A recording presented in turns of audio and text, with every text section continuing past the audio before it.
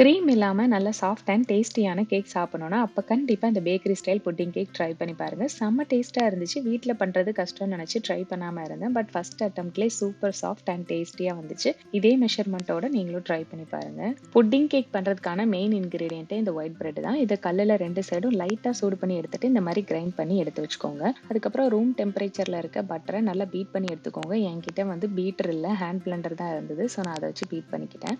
அதுக்கப்புறமா எடுத்து வச்சிருக்க சுகர கொஞ்சம் கொஞ்சமா சேர்த்து 2 பேட்சா பீட் பண்ணி எடுத்து வச்சுக்கோங்க. அதே மாதிரி தான் முட்டையும். ஒரு முட்டையா சேர்த்து பீட் பண்ணணும். முட்டையே மொத்தமா சேர்த்து பீட் பண்ணீங்க அப்படின்னா கேக் மிக்சர் வந்து வாட்டரி ஆயிடும். ஸோ 1 பை 1 தான் சேர்க்கணும். அதுக்கப்புறமா அதுல ட்ரை கோகோனட் சேர்த்திருக்கேன். அது இல்லைன்னா ஃப்ரெஷ் கோகோனட் கூட சேர்த்துக்கோங்க. அதுக்கப்புறமா மைதா, வாசனைக்காக நெய், ஏலக்காய் பவுடர். ஏலக்காய் பவுடர் சேர்த்தா தான் அந்த புட்டிங் கேக்கோட டேஸ்டே வரும். அதை மிக்ஸ் பண்ணதுக்கு அப்புறமா நம்ம கிரைண்ட் பண்ணி வச்சிருக்க பிரெட்டையும் அதோட சேர்த்துட்டு ஓவனை ப்ரீ ஹீட் பண்ணிட்டு பேக் பண்ணி எடுக்க வேண்டியதா. நல்ல வாசனையான டேஸ்டியான புட்டிங் கேக் ரெடி.